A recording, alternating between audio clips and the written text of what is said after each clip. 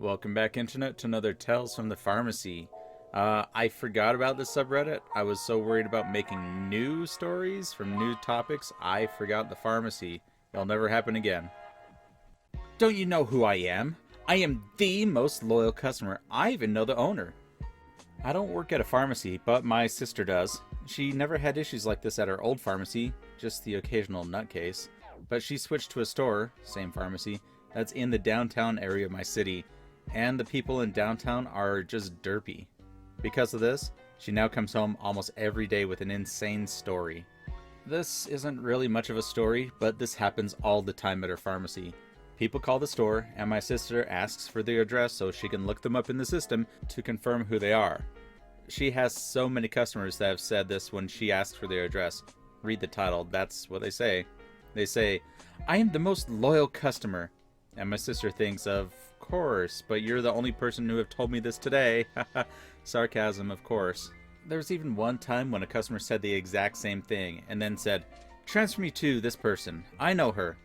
And then my sister looked up this person in the system to show her coworker, and this coworker said, "Oh yeah, she's a pain in the ass." So I've got two different things to say about this. The whole, going from a smaller part of the city to a more populous part of the city, you do come across a lot of crazies, especially in metro areas. I know in Salt Lake City, the major city I'm living next to, I guess, the downtown area is notorious for just homeless people coming in trying to get their fix, really, or just people that are just, gotta get back to work. I don't have time. I gotta go. Kind of a similar thing to what I did. I went from a smaller town to a college town here in Utah County. So it's not like a major city or anything like that, but there are a lot of college kids, and you got a lot of prescriptions from out of state, a lot of kids that don't have their insurance because their parents do and they're only there for a temporary part of the year. There's so many unethical things that we did. One of them was that we kept a copy of their parents' credit card information in a Rolodex in our pharmacy. My pharmacist said, when I first heard about this, my pharmacist said, "Oh yeah, he wants us to use their credit card. Yeah, it's in the Rolodex under this name." And I just put my hands up, and I literally put my hands up and I said, "We're not supposed to do that. You can do that if you want, but I'm not going to get fired." And I refused to do it. My pharmacist did. I just said, "No, that's not what we're supposed to do," which isn't what we're supposed to do. We can get in so much legal trouble just for having cards back there. You know, what if someone broke into the pharmacy and stole them all? Well, guess who's liable? And the second thing about the people coming in and say, "Well, talk to this person. They know who I am." Yeah, we've had a lot of customers that would do something like that, but you know, just because you're more familiar with a certain tech or pharmacist doesn't mean that, you know, like, I'm asking you anything that they wouldn't be asking you either. Like, as soon as the other person answers the phone, it's like, "Oh, hi. Yeah, can I get your name and address or whatever to verify who you are?" It's like, we can't just take your name and take your word over the phone, because what's to prevent someone else from saying, "Yeah, my name is Steve." "Sure. Well, what's Steve's address?" I don't know." See, that's the minor level of protection that we have to kind of verify who you are. We at least have to try something. We can't just say, "Well, just give me to this person. They know who I am." I don't care when you were born. So this lady hands me a written, not printed, prescription. The name's obviously not clear, so I ask her, "Me, what's your date of birth?" Her, "It's for my mom." "What's her date of birth then?" She pauses. "Ma'am, can I have her date of birth?" She gives me her date of birth. "Okay, thank you." "But why was that needed? It's private information. Why did you ask that?" "Because the doctor's handwriting is not very clear. Moreover, it's a long name, so I wanted to filter out using date of birth." "But why? It's very private. Can I just give you the phone number? Why date of birth?" "Ma'am, someone could argue phone number is also private information." I wish I could say I have no business with your mom's date of birth, but alas. Trying to read handwritten prescriptions is sometimes difficult. there's even a lot of times when it's written incorrectly. A lot of doctors' offices now do this auto-generated computer program, which you put in the name of the medication, and then they just kind of fill out the rest with the computer. So it's completely legible. Some of the doctors, they even forget names on some prescriptions. Like, they forget to sign it. There's a lot more problems that can happen with a written prescription than a typed out prescription or a faxed prescription.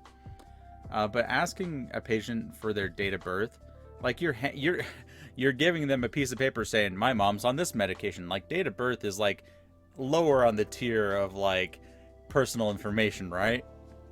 It's like, oh, here's my mom's yeast infection medication, but you can't have her date of birth. No one should know that. Cell phone rant, full speed ahead. People are busy. People have important things to do and say, I get that. Life is full of stuff to do. But good Lord, I'm at the end of my rope. I want to scream, people need to get off their phones while I'm helping them. I have no less than 7 people on their phones this week, both inside and at the drive-thru. And this isn't counting the people who are on their phone and put down their phone when they walk up and talk to me like I'm a person who deserves their full attention. I mean, the people who toss their credit card, ID, and or script at me and say nothing to me, just stay on the phone.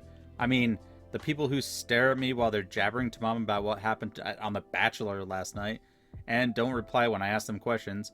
I mean, the girl who was talking about me on the phone while I was standing right in front of her. Why are people so ducking rude? I would just stand there and stare back at them and apologize, and I would hate to be rude or interrupt their call, but I ain't got time for that.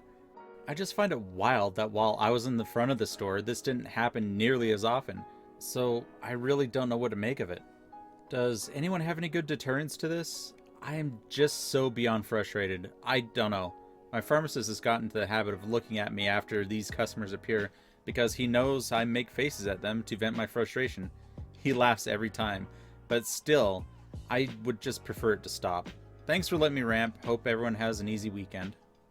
So that frustrates me, where the pharmacist knows that those kind of people annoy you, but they just let it happen. It's like, haha, this person's getting mad at this. Instead of being like, we got to find a way to make it easier for the original poster to deal with those people, or to do something other than just smile and laugh and think it's funny, because that's not helping.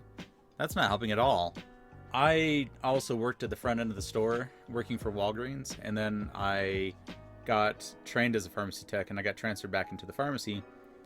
And I don't know if it didn't happen as much in the front as in the back, but it sure felt like it happened more in the back. I think part of it is because you actively have to ask people certain questions and have to get their attention. In the front, you're just ringing stuff up, and then you say, oh, your total's $20 or whatever. But that's the reason why you get frustrated when someone's on the phone, is because sometimes you have to ask people questions, and I hate asking people something more than once, especially to their face, when I'm supposed to be communicating to them. One way that I kind of deterred people from being on their phone is that I would tell them, hey, it's a HIPAA violation while you're on your phone. I can't talk to you while you're talking to someone because they might hear what we're saying, and that's a HIPAA violation. And then we had our district office say that we can't do that anymore because, you know, their solution to any sort of like problem is to not be rude to the customer, because I'm being rude to the customer by saying, hey, get off your phone, we're trying to help you here. Another thing that I would do is that I would just ignore them. I would just do my own thing, and then when they would pipe up and say, hey, can I get some help, I would just say, oh, I'm sorry, I didn't know that you were ready for me, or oh, I'm sorry, I didn't want to interrupt your conversation. And then they would get like this like look on their face, because they knew what I was saying. I knew what I was saying, but I was being friendly about it, so they couldn't really say, how dare you not want to interrupt my conversation, because that doesn't make any sense.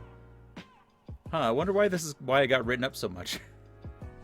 Just transferred to the busiest store in my district and found all of these open. So yeah, those were 6 bottles of hyoscyamine tablets that were open.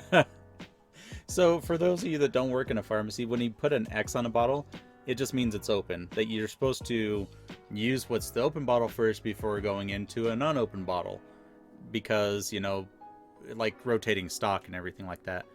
So having 6 of them open at the same time, though, geez.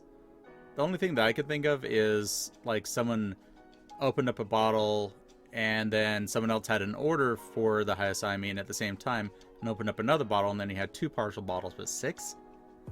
That hyoscyamine, at least in my experience in the 7 years that I've been at Tech, like, we never went through that stuff. Like, we might go through like 2 bottles a month.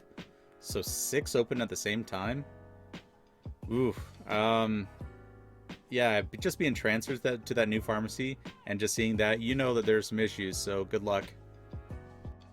Thank you everyone for joining me on another Reddit story thing. If you liked what you saw, give me a thumbs up. If you don't like what you saw, then I can transfer your prescription to someone who cares. Jeez. Anyway, if you like what you saw, thumbs up, share it with a friend, and subscribe if you haven't. So I will see you guys in the next episode. So until then, later, kids.